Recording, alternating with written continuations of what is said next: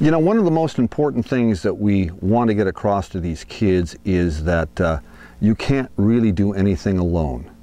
First of all, it's no fun. And second of all, you don't get a lot done if you're the only person doing it. So you've got to get other people inspired in what you're doing. I mean, I couldn't be doing Slickers if I didn't have all these people that were inspired by what we're doing helping. I mean, just no way. I'd be doing it in my backyard with a horse and, you know. So it's important, and so that's why we do these teamwork exercises.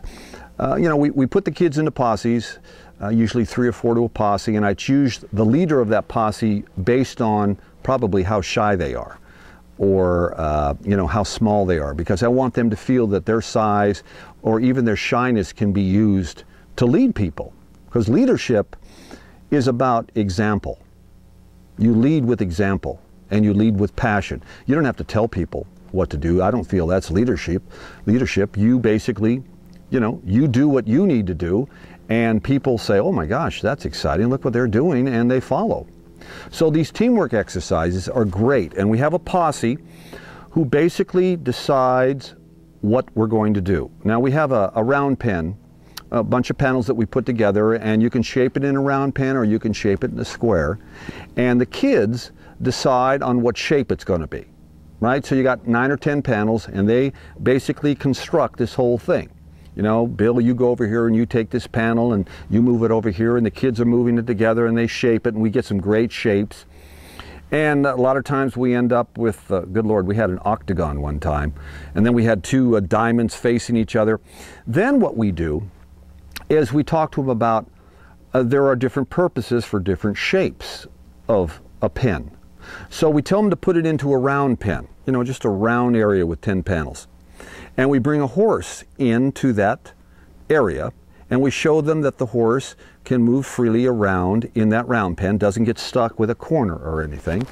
And then we talk to them about what we do in order to work with a horse. And that is to, you know, we want to get that horse paying attention to us. We want that horse to listen to us. We want that horse to have their eyes on us. And actually, that's really an analogy of what we want to do with them. We want them to listen to us. We want to get one eye. We want to get one ear. We want them to start trusting us. And we do that by just the different things that we interact with them. And we interact with this and we interact with that, and you see, okay, now they're listening to us a little bit more. Oh, they're involved a little bit more here. And as the day progresses, we find that we have both eyes and we have their 2 ears. And now we're all kind of just moving together as a unit. You ever seen a flock of birds? You know, it seems like there's one leader in there, or a school of fish, and they just kind of go all over the place like this. That's what happens at the end of the day. All of us together, the adults, the volunteers, the wranglers, the slickers, we're all kind of moving as a unit now. And we're all kind of thinking about it, and we're all kind of present in the moment. Being present in the moment is so powerful, to be able to be there doing something while you're doing it, as opposed to having your attention, you know, on something else. Your attention's all focused, all right there, focused on what you're doing. That's power.